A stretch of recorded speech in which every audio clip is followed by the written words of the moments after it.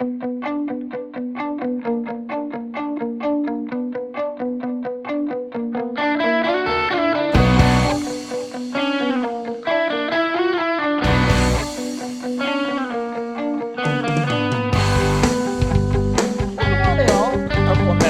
the radio down. It's better. Okay, well, this morning we're going to do a little claim jumping. We're up on a friend's claim. Not going to mention, some of you may recognize it, but I never give out the name of the river or where I'm at. And the reason for that is I don't want people to just go to a spot because I've been there and we're able to locate some gold. To me, half the fun is exploring the research, going to new places you've never been before. So that's why I never give out the name of the rivers or where I'm at. Okay, well, what do you say we get out of this truck, go outside, and enjoy the great outdoors? Well, we're now down on the creek at the upper end of the claim.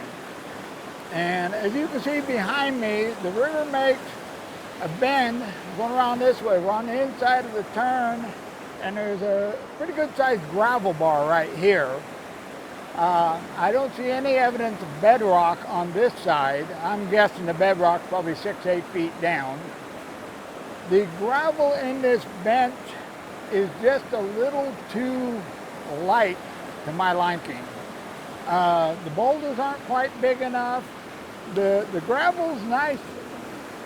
You know, there's a few pieces of good looking gravel in here, but not enough of it. So what I think I'm going to do is work my way downstream, see if we can find a little heavier gravel. We've moved downstream a bit, and you can see the gravel in here is larger. The boulders are a little bit larger. Well, I wouldn't call them boulders, they're rocks, the larger ones. But the gravel looks a little better in here to me. It doesn't look quite so light. Now what I want to do is we're going to go along this edge, and you want to look at the gravel itself, and you want to find spots where the river has been rolling in there and making little drop zones. And they're pretty obvious. There won't be a lot of sand in there, but the gravel will be heavier. So let's take a quick walk and see if we can locate any. We got us a spot right here that, from what I've seen so far, looks like about the best. And the reason why I like the spot is the boulders are a lot bigger right here. The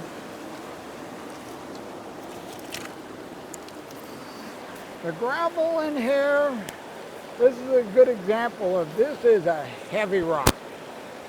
It's well worn, nice and shiny, and there's quite a few of them all in this area right here.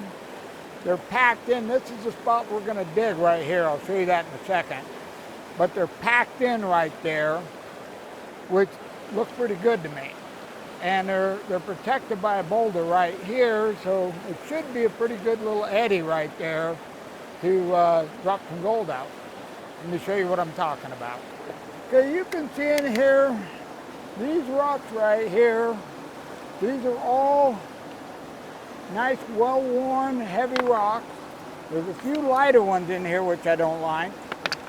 But right in here, we're going to try to move these rocks here so we can get down and take a sample basically underneath this big boulder right here. Okay, let's move some rocks. Well, I had to move the camera because I was afraid I was going to roll a rock right on the leg. So, another thing is, it's still early in the morning. It's already hot. Okay. Back to rolling rocks. Now, as you're moving the boulders, I try not to disturb the gravel underneath so I can get an idea by looking at the color of the gravel. Now, I don't think it's going to show it because I don't know if it is or not because I can't hardly see the screen. But you can see layers in here. We have a layer through here that's fairly light, but when we get down here, it turns really dark. So we don't want to head towards the light stuff. We want to go this way into the darker gravel. Okay, I'm going to dig some of this gravel out, and we'll do a quick pan to just get a feel for the black sand, how heavy the gravel is in here.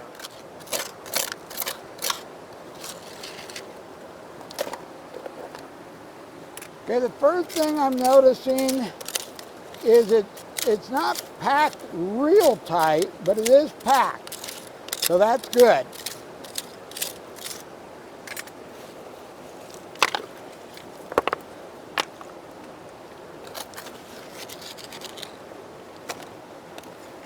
Now, another thing you want to watch for is some of the rocks will decompose over time. And you want to watch for rocks to see if they're decomposing in place. That gives you a good idea of whether or not this area has been turned over in the recent past.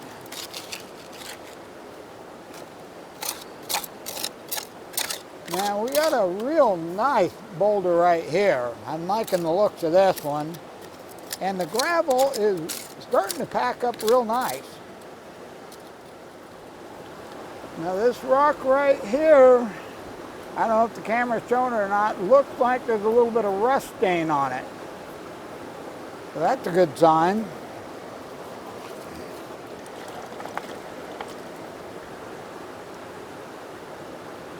Yeah, it definitely got rust stain on it. It's a nice heavy rock.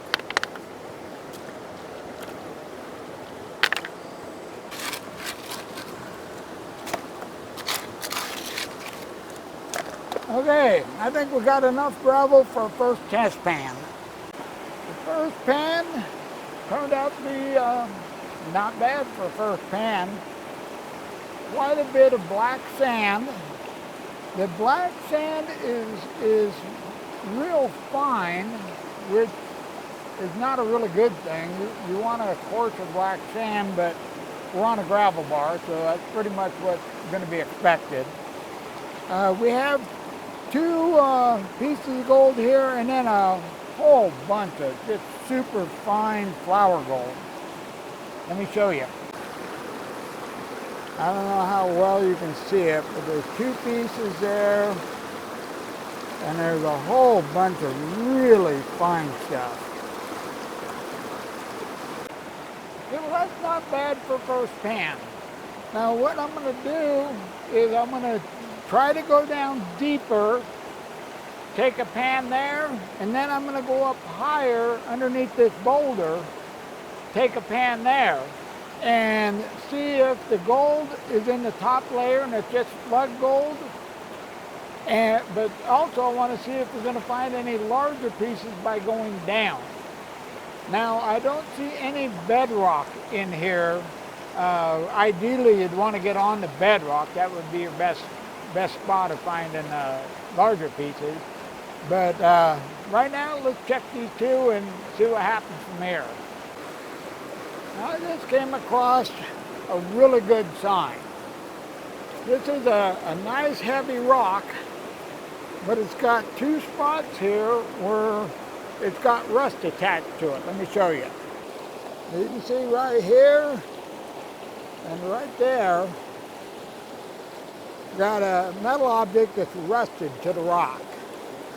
Okay, that rock is reassuring us we're digging in the right spot, because the rock itself is heavy, plus the fact that we got iron in here. That's a win-win. Okay, let's keep digging.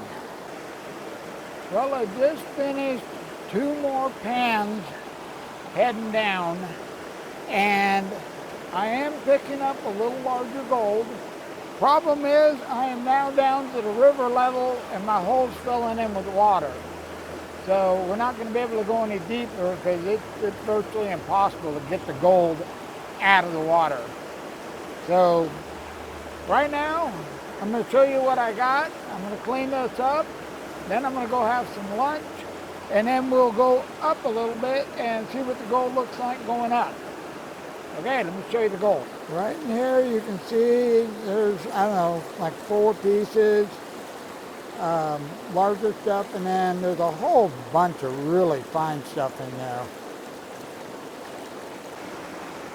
Finished lunch, and I dug out a spot up higher here. Okay, now what I've done is I've worked up. We went down here before, now I'm going up, and I dug one pan out, panned it, found some real fine gold. Then I just dug back in there and got my second pan. We'll take that down and pan it right now, and this will be an accumulation of the 2 pans. Now, I don't know how well this is showing it, but right in that corner there's a whole bunch of, all through that black sand, there's a whole bunch of super fine pieces.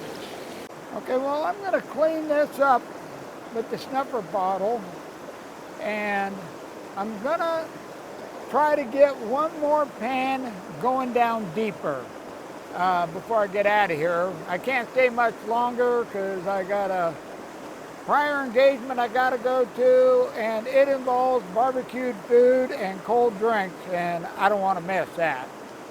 So I'm going to do one more pan going down. Let's see if we can pick anything up out of the water. Okay, I just dug up something that's really encouraging. Let me show you. This is a gravel encrusted chunk of metal. Anytime you find a hunk of metal like this, you want to be sure you bust it all up, because there could be a piece of gold trapped in all this rust. Okay, we're going to break this up, throw it in a pan, clean a little bit more out. We'll run that pan through and see how we do on our last pan of the day. Got that panned out, and we picked up 3 more small pieces of gold and a whole bunch of, it seems like every pan you get a whole bunch of flour gold in it. Okay, let me show you.